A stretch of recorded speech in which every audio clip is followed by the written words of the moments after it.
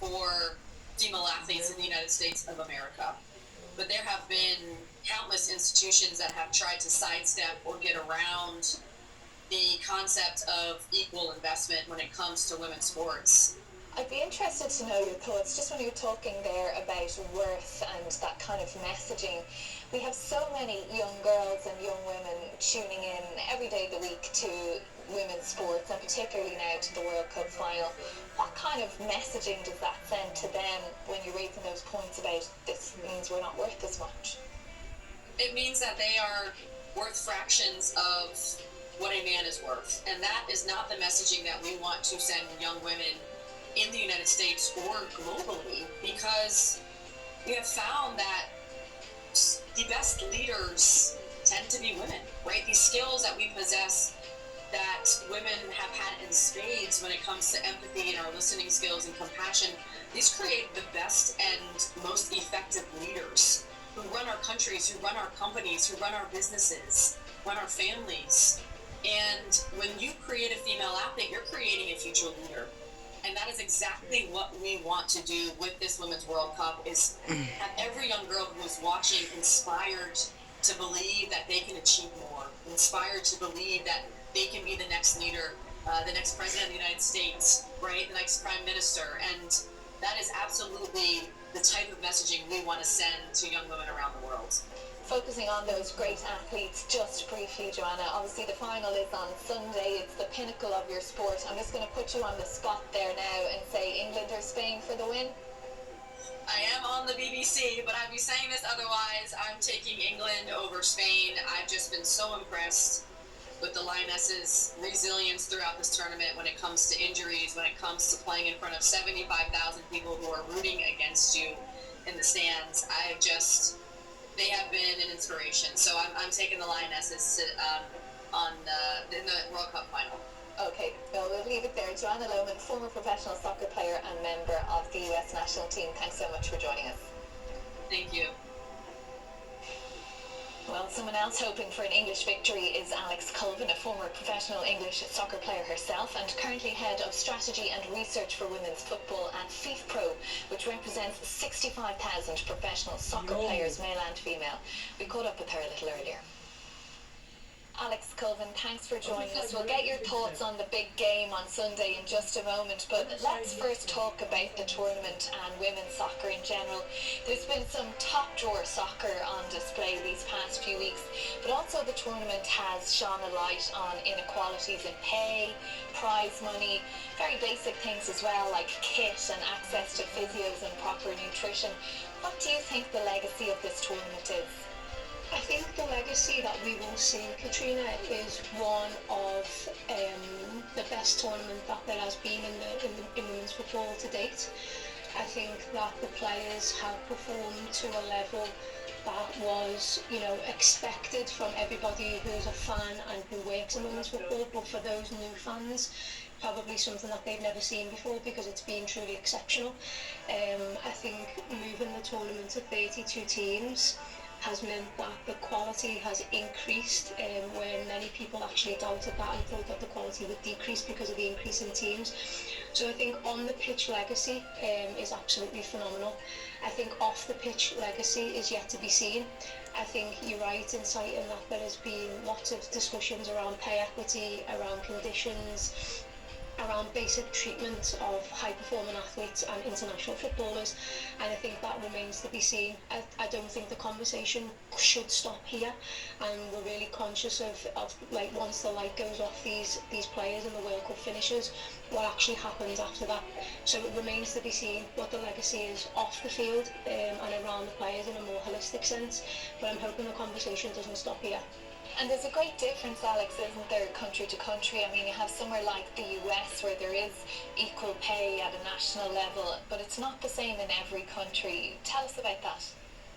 Yeah, I mean, the US is the anomaly in international women's football, and I think what we see now, because there is such a spotlight on women's football, is that we just see that the US has got equal pay and equal revenue that goes into the collective bargaining agreement, but actually that was a long, hard-fought battle over many years, which started around 2015 So they are something to strive for every national team around the world.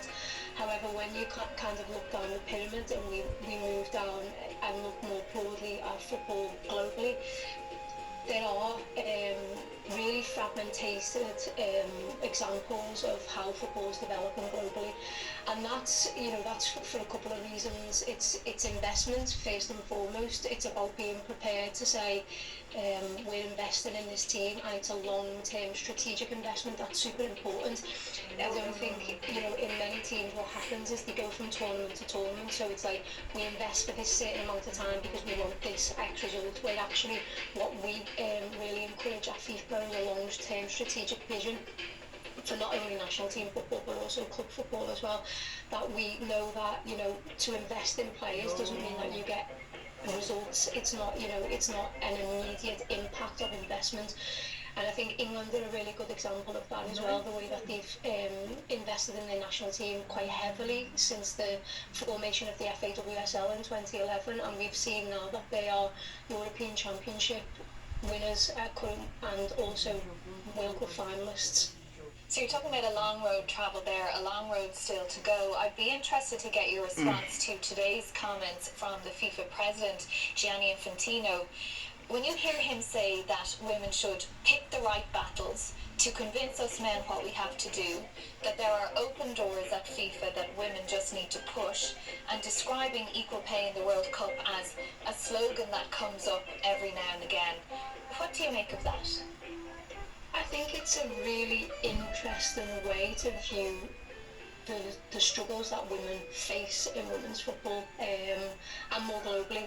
Football is just a microcosm of society, so the struggles that we see in football, battles for equity, battles for respect, battles for equal working conditions, maternity, all of those kind of battles that we see in women's football, for example, they're just battles that women experience day to day in their working lives. So women's football is not any different to that. I think the comments from Gianni Infantino just they kind of reinforce that there is a lack of understanding more broadly about the struggles that women encounter on a day-to-day basis, because it's not wholly the responsibility of women and women footballers to push down doors that are shut. There needs to be strategic considerations and a real investment and intent to open those doors for women footballers, because it's not their responsibility to push those down, in my opinion. I think that equal pay is not a slogan, and actually it's not something that should actually be, it's often used as a mask. You see now federations being like, we're stamping equal pay on our women's and men's national team, and actually it's often used as a mask for really poor conditions.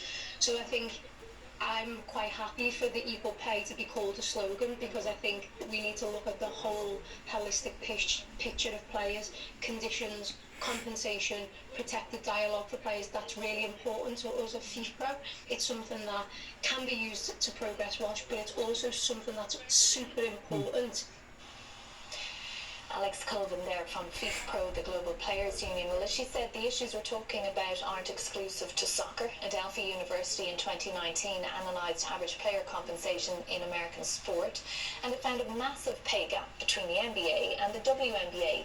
Fast forward a few years to last season, the top earning male made more than $50 million, while the highest paid females made $228,000. The study found a large difference between what male and female golfers in the PGA and LGA made that year as well. And in 2019, tennis, which is well known for its female athletes, was a little closer, but average earnings for players still not the same there. Well, let's talk about all these issues now with our panel. Dr. Bonnie Morris is an expert on women's sports history at the University of California, Berkeley, and Michaela McKenzie is a sports journalist and author covering women's equality. Thank you both for joining us. Let's start there with tennis. The men and women get paid the same prize money at Grand Slam events, but not at other events necessarily. But the sponsorship deals vary widely, and that's in a sport where some women are as big, if not bigger, stars than their male counterparts. Dr. Bonnie Morris, the path of progress moves slowly for women in sport, doesn't it? It's very slow. I second everything your previous speaker, Alex, had to say, and I was interested to hear her praise the progress of women's soccer in the United States. We're certainly behind in so many other areas of equity. Tennis has had a bit of a head start because of the dynamic push by Billie Jean King, and her very famous Battle of the Sexes victory over Bobby Riggs is about to celebrate a golden anniversary, 50 years, in late September. And sometimes you really need one advocate to open the door to look at inequity. But I also think we have a pattern in the United States of assuming that male sports are the standard and that allowing women to play is, some kind of pathway toward fairness. That sets up a real parameter that it's almost a privilege for women to step onto any court. They have to prove themselves. They have to come up with the funds. And the structure has been set up early on to support and mentor men, and initially to have men bringing other men along. So a big gap we have in the U.S. is not simply the pay inequity in women's basketball that you mentioned, but the struggle for women coaches and women athletic directors to be in the leadership positions to help nurture other women's sports. Okay, and Michaela Mackenzie, if I can bring you in there, you've been writing about sport and feminism. I mean, is sport on one area a place where on some level sexism appears to be tolerated in a way that it isn't in other walks of life? I think that's absolutely true. I mean, Dr. Morris brings up the Battle of the Sexes with Billie Jean King in the 70s, and I spoke to Billie Jean for my book, and one of the things that she talks about, she knew very clearly at the time, and still understands very clearly now, was that in order to get real change in these metrics like pay and prize money, sponsorship dollars, we need to have culture change. It's about changing hearts and minds and not just, trying to win this argument about who's really better on the court, as she did with Bobby Riggs. But I think that really speaks to what we see in sports like tennis. As you bring up, there are many stars who are arguably much bigger and have bigger fan bases on the women's side. They draw bigger viewership numbers, and still that sponsorship gap exists. So I think that speaks to the underlying bias that still really haunts the sports industry. And you mentioned changing culture there. I mean, if we look at the issue of maternity leave, that's something in the field of soccer anyway, where FIFA has said female players must have maternity leave. So the rules are there to protect them, but it's not necessarily the case that the culture is there as well, Michaela. Absolutely. It's one thing to say you have paid leave, which is enough of a fight already. Obviously, in the U.S., that's something that we currently do not have in most industries. Most women do not have that opportunity available to them.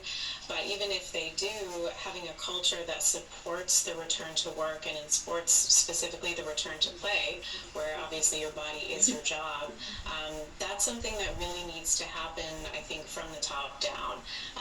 I think we're starting to see a lot of progress there. U.S. soccer has actually been a surprising leader in that space, according to a lot of the players over the years who have felt supported in their return to play after becoming mothers.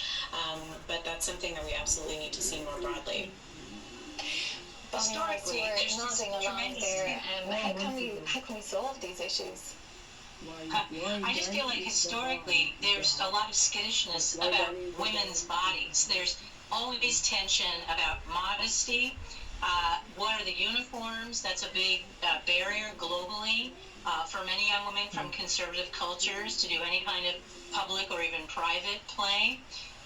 In the U.S., even with more progressive attitudes about public appearance of women or participation or dress, there's still a lot of tension about the exposure of women's arms and legs, maternity leave, or the interesting discussion about women having to wear white when they're self-conscious about their periods. That goes back to the historic discomfort in the culture about women's bodies being on display. And historically, what we've been willing to pay for or support as a culture is beauty contests, the display of attractiveness, and not athletic competitiveness. And until